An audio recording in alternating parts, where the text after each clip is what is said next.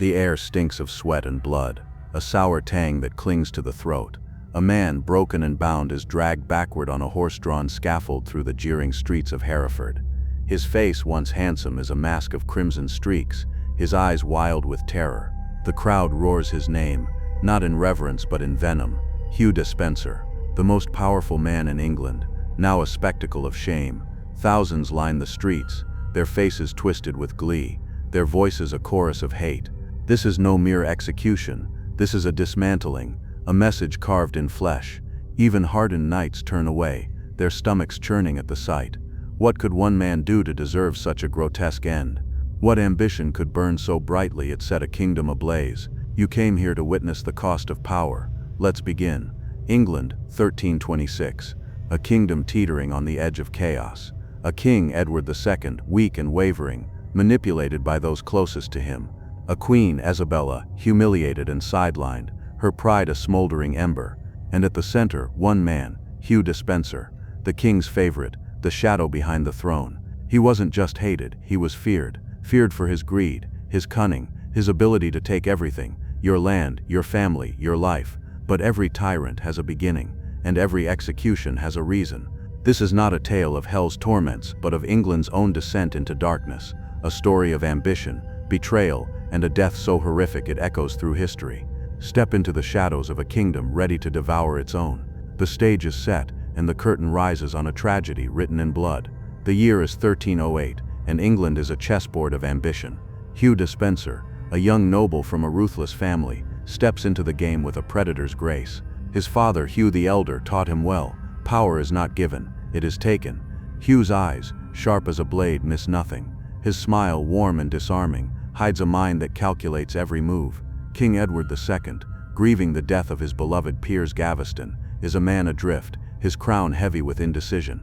The nobility sneer, the court whispers, and Hugh sees opportunity in the vacuum. He begins as a loyal servant, his voice soft, his counsel wise, but loyalty is a mask. Hugh's charm hardens into cold precision as he seizes land, crushes rivals, and bends the law to his will. He becomes the king's gatekeeper, his whisper louder than any noble's shout. Estates fall into his hands through legal trickery, parchments signed in candlelit rooms, seals broken by fear. Informants creep through taverns and manors, feeding him secrets. A baron's defiance, quelled with a forged decree. A widow's inheritance, stolen with a smile. Hugh's network of spies and scribes makes him untouchable, his wealth a fortress. He is no longer a man but a force, the shadow king of England. Yet power breeds enemies. The barons grind their teeth, their pride stung by Hugh's arrogance. The clergy curse his name, their coffers raided by his decrees. And in the royal household, Queen Isabella watches, her heart a furnace of rage. Hugh's rise is not just a climb, it is a strangulation, his grip tightening around the kingdom's throat. He isolates Edward from his court, his allies, his wife. Every favor granted to Hugh is a knife twisted in Isabella's dignity. The air grows thick with whispers of rebellion, but Hugh, drunk on power, sees only his own reflection in the crown. But he wasn't just isolating enemies, he was strangling a queen. The royal court is a gilded prison, its halls heavy with the scent of wax and betrayal. Queen Isabella, once England's radiant jewel, now paces her chambers like a caged lioness, her silk gowns fraying at the edges. Her eyes, sharp with intelligence, burn with a fury that could scorch stone.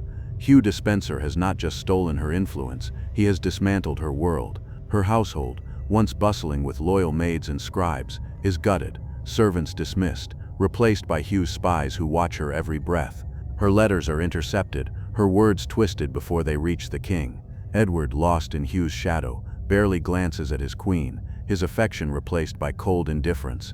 The court whispers of her humiliation, their pity a blade sharper than scorn. Hugh's power grows like a sickness, spreading rot through England's heart.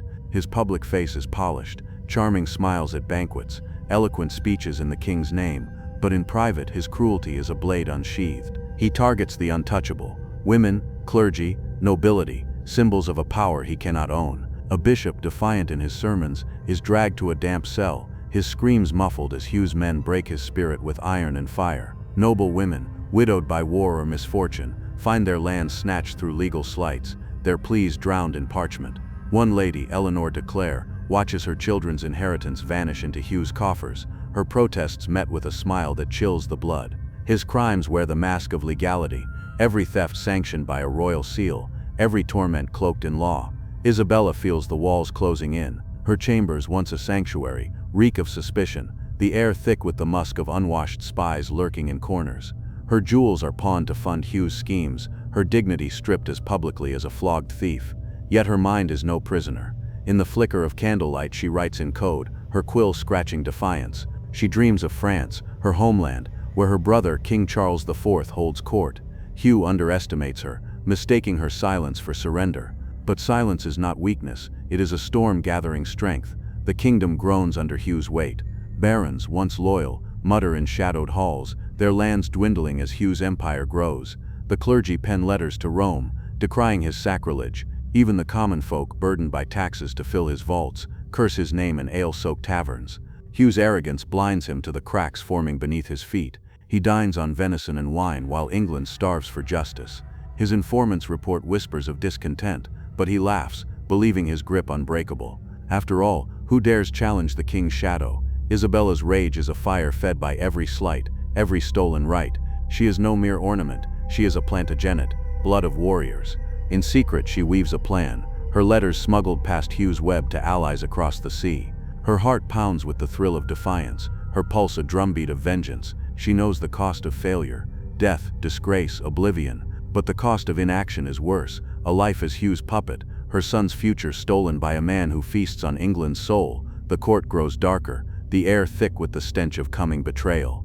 Hugh's spies miss the spark in Isabella's eyes, the coded missives slipping through their nets. He believes her broken, a queen reduced to a ghost, but ghosts can haunt, and this ghost is sharpening her claws. But the queen was not broken, she was planning her revenge. The wind howls across the English Channel, carrying whispers of rebellion. Queen Isabella, cloaked in diplomatic guise, steps onto French soil in 1326, her heart a furnace of vengeance.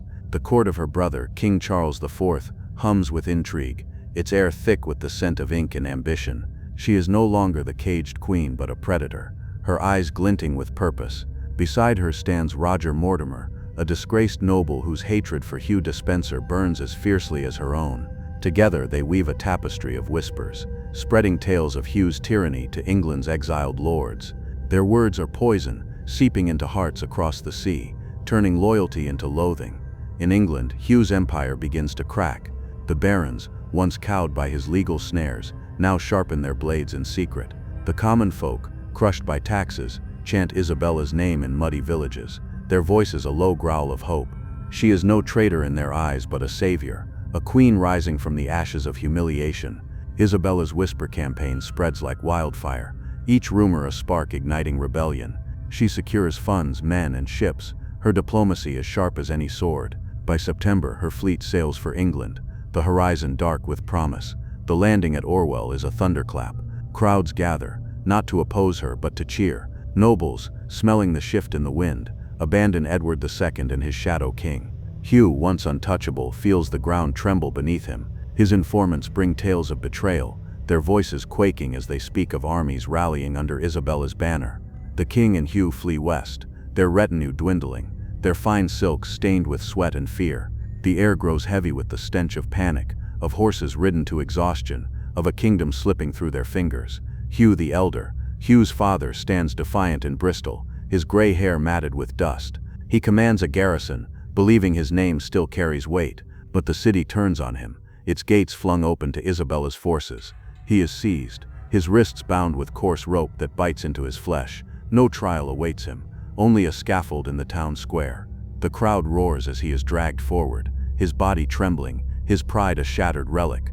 The executioner's blade gleams, and the air fills with the coppery scent of blood. Hanged, drawn, and quartered, his limbs are torn apart, his entrails burned before the jeering mob. His head, severed and dripping, is hoisted high, a grim trophy of the queen's wrath. The spectacle is swift, brutal, a warning to all who cling to the Despenser name. Hugh the Younger, now alone with Edward, feels the noose tightening. His empire, built on fear and parchment, crumbles in days. Castles fall, allies vanish, and his spies turn traitor.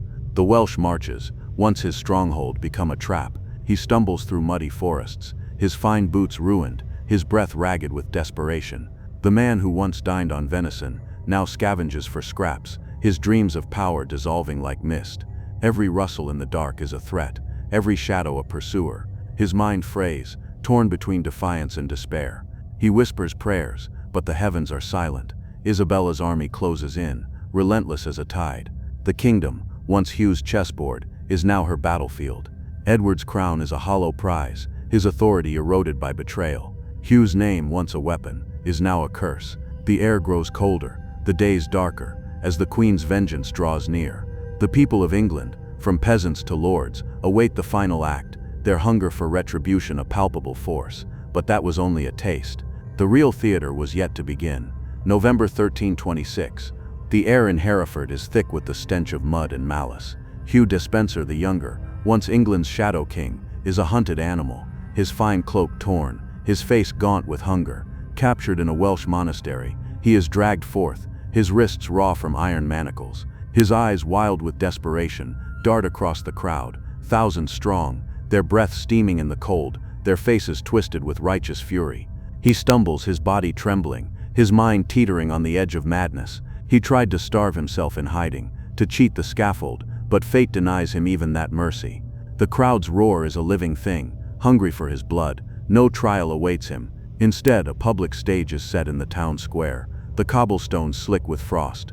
A herald reads his crimes, each word a lash: treason, extortion, sacrilege, betrayal. The list is long, each charge met with jeers that echo like thunder. Hugh's name, once a weapon, is now a curse spat into the dirt. Stripped of his finery, he stands shivering in a tattered shift, his skin pale as death.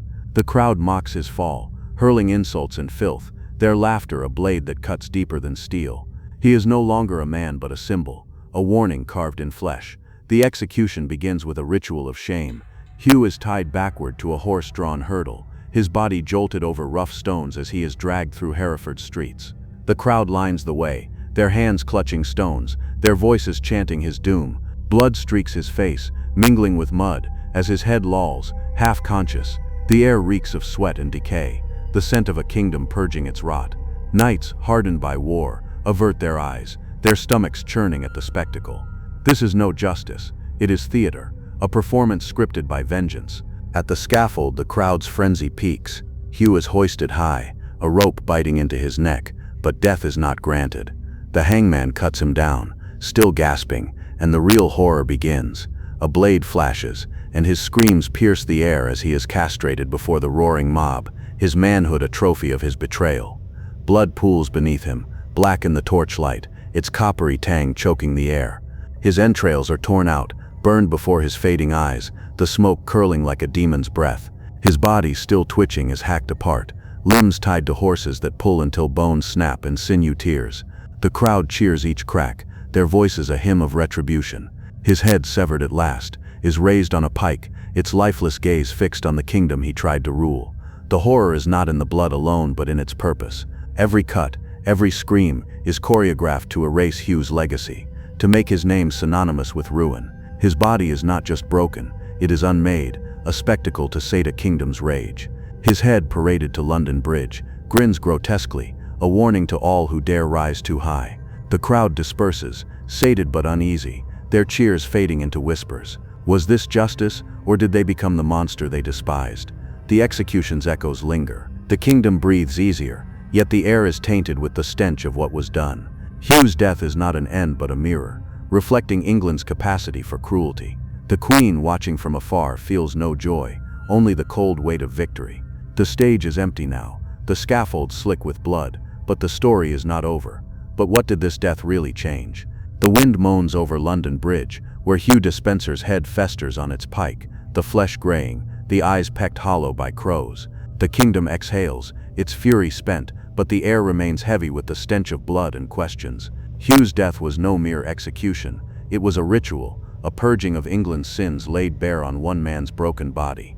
Yet the scars it leaves are not just on his flesh, but on the soul of a nation. The cobblestones of Hereford, still stained with his blood, whisper a truth: power, unchecked, devours all, tyrant and victim alike. In the aftermath, England reshapes itself. Queen Isabella, now the hand behind the throne, redistributes Hugh's stolen lands to loyal nobles, their gratitude a fragile leash on her power. The barons, once cowed, stand taller, their swords sheathed but ready. Edward II, dethroned and imprisoned, fades into a shadow, his reign a cautionary tale etched in chronicles. The Despenser name, once a blade, is now a curse, their wealth scattered like ash. The legal machinery Hugh wielded, parchments, seals, decrees, becomes a blueprint for reform, as England vows never again to let one man choke a kingdom. His execution sets a precedent, a grim template for spectacle as punishment, its echo heard in every traitor's death for centuries to come. But the legacy is not clean. Hugh's ambition was a mirror, reflecting England's own hunger for power. His crimes, extortion, betrayal, sacrilege, were not his alone but shared by a court that enabled him, a king who indulged him, a people who watched in silence until the end. The crowd that cheered his dismemberment, their hands stained with the filth they threw, were not innocent. They reveled in the horror, their voices a chorus of vengeance that drowned out mercy. Who was the monster? Hugh, who clawed his way to the throne's shadow, or the kingdom that tore him apart, limb by limb, to sate its rage? The symbolism of his death lingers like a ghost. His body, unmade by horses, was England itself, torn by ambition, divided by greed, its entrails burned for all to see. His castration, a brutal metaphor, stripped him of the lineage he sought to immortalize, his bloodline ending in screams. His head on London Bridge, grinning in decay, warns every noble, every king, rise too high, and the fall is not just death but obliteration. The kingdom learns, but at what cost? The air grows colder, the nights longer, as England grapples with its own reflection. Isabella, victorious, carries the weight of her vengeance, her hands clean but her heart heavy. The crown, now her son's, is a fragile thing, its gold tarnished by the blood it cost. The moral horror festers. Hugh was no saint, his hands dripping with the ruin of countless lives, widows, clergy, barons, all crushed under his heel. Yet his end, so meticulously cruel, blurs the line between justice and savagery. Did England purge a tyrant, or did it become one? The chronicles record his crimes, but they also whisper of the crowd's glee, the knight's averted eyes, the queen's cold resolve. History does not judge cleanly. It leaves us to choke on the question, what is the price of absolute power, and who truly pays it? The wind still howls over London Bridge, carrying the faint stench of decay. Hugh's story is over, but its shadow stretches long, a warning carved in blood and bone. Ambition is a flame that warms, then burns, then consumes, and England, in 1326, learned to fear the fire. The scaffold is empty now, but its echo lingers in your mind, doesn't it? The stench of blood, the snap of bone, the kingdom that devoured its own. If this tale of ambition and vengeance haunts you, if you feel the chill of history's darkest corners, then you're in the right place. Subscribe for more stories that claw at your soul, and join us in the shadows of the past. Leave a comment. What would you do if power was yours to take? Until next time, keep watching and beware the shadows behind the throne.